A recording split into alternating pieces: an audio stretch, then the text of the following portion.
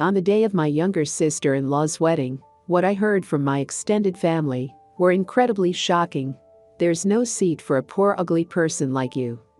You finished your receptionist duties, so please go home now." What on earth did I do? Their terrible treatment of me made me stand there dumbfounded, but little did they know, the events that unfolded afterwards would leave them in despair instead. My name is Linda, a 28-year-old office worker. I was raised in a single-parent household, where my mother is busy working and I do household chores to manage our daily lives together since childhood. I went on to attend a local national university, and after graduating, I found employment at a general company. Even after starting my job, I continued to live with my mother, supporting each other until I got married. My husband, Mark, is a tall and handsome man, graduated from a prestigious private university. We met through work, and after his persistent pursuit, we got married. His sincerity and kindness have remained unchanged even after marriage. He is a husband I am proud of, and I don't deserve someone like him. Our married life with my husband is going smoothly, but I am troubled by one thing, which is the relationship with my in-laws. Everyone in my husband's family is good-looking, which secretly makes me feel insecure. We come from completely different backgrounds when it comes to eyelids. My family has naturally single eyelid, but my husband's family has beautifully double eyelids.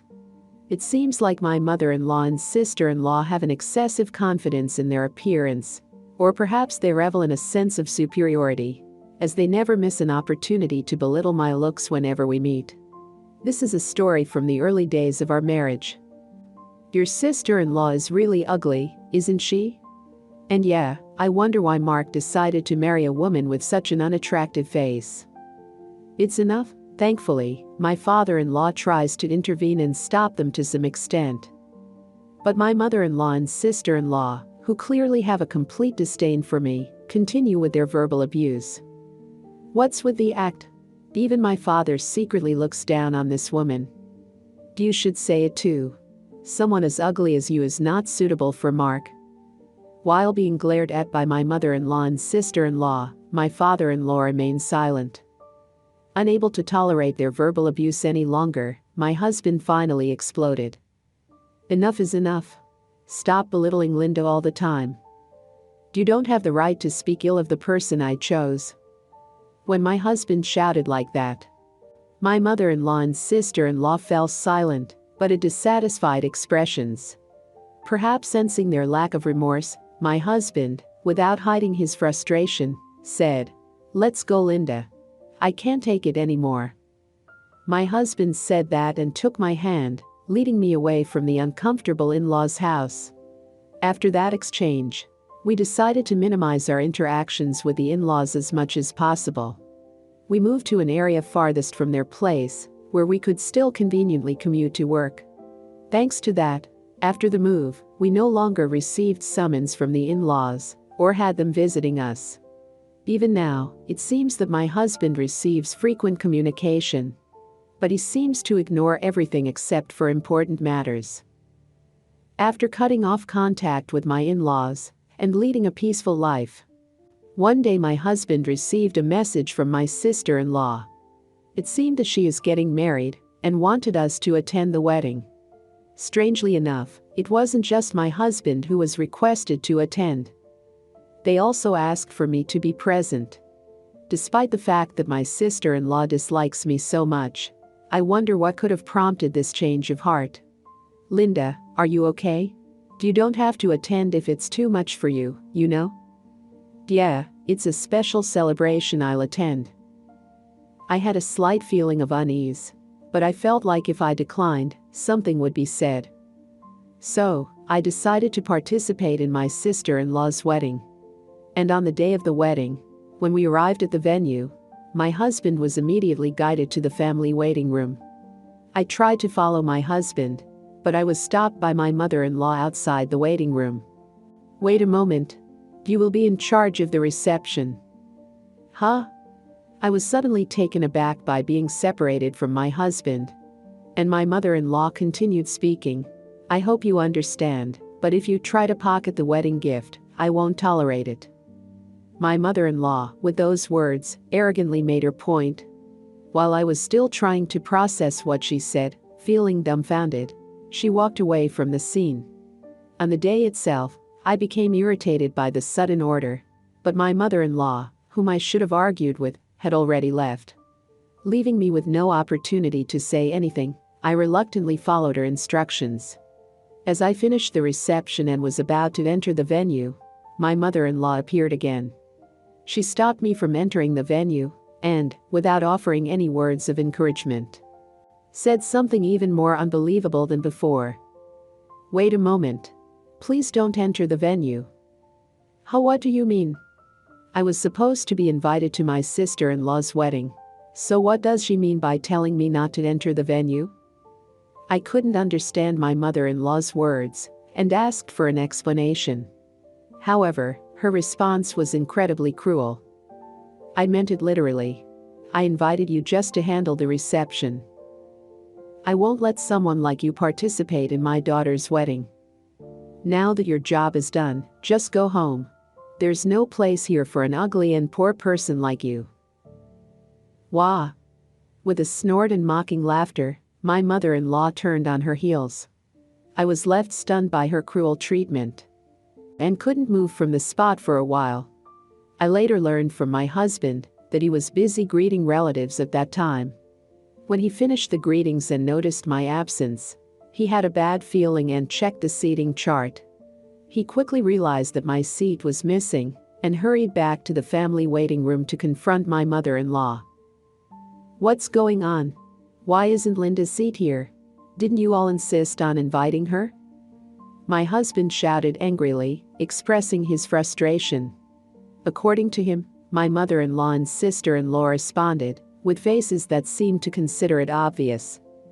"We're not going to let someone like her attend Emily's special wedding. We didn't prepare a seat for a poor, ugly woman from a single-parent household from the beginning.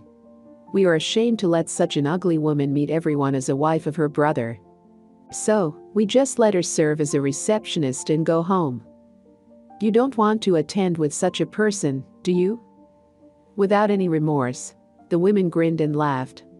It seemed that the husband was at a loss for words. Did Dad know about this? My husband snapped at my father-in-law, regaining his composure. My father-in-law, in a flustered manner, replied, "Well, it would spoil the festive atmosphere, wouldn't it?" My father-in-law awkwardly made excuses. In other words, it meant that he had knowingly ignored the intentions of my mother-in-law and sister-in-law. My husband was extremely furious with such family members. It seems he shouted with a red face, bursting with anger. "Both Dad and Mom, and even my sister, all of you are the worst. Fine. If you're going to have that kind of attitude, I have my own thoughts too." Saying that, the husband glared at them and left the waiting room. It is said that he then made a phone call to a certain place. "Oh, I see, I understand. Well then." After ending the call, the husband put away his smartphone. At that moment, my mother-in-law, with an exasperated expression, came to bring him back. "Mark, stop saying foolish things and come back to the venue quickly. The ceremony is about to start." My mother-in-law doesn't change her attitude, that it's only natural for her not to allow me to attend. Just as my husband was about to explode with anger again at her, a staff member from the wedding venue rushed over in a flustered manner. "Oh no, it's a disaster. The majority of the groom's guests have left." What? What on earth happened? Upon receiving the report from the wedding venue staff, the in-laws hurriedly made their way to the venue. As the staff had mentioned, despite the imminent start time of the ceremony, the guests who were supposed to attend had disappeared in large numbers. Seeing the empty and deserted venue, the bride's parents, who had also received the same report, were standing there in shock, stunned and motionless. Upon witnessing this, the husband reportedly said, "Well then, I'll leave too," and left the scene. Around the time when the husband left the venue, I, who had been expelled from the venue, couldn't bring myself to go home alone. Instead, I wandered around the vicinity of the venue, killing time until the end of the ceremony. I had sent a message to my husband, informing him that I was waiting outside after being expelled by my mother-in-law, so I hoped he would join me after the ceremony. As I waited for my husband, a group of men in suits started coming out from the venue. It was still early considering my sister-in-law's wedding had just finished, so it must have been another wedding that had ended. Oddly enough, they didn't seem to be carrying any wedding favors. While pondering about this, I absent-mindedly observed the group. To my surprise, the group started approaching me, and the man at the front called out to me, "Are you Linda? We are always grateful for your mother's kindness." Huh?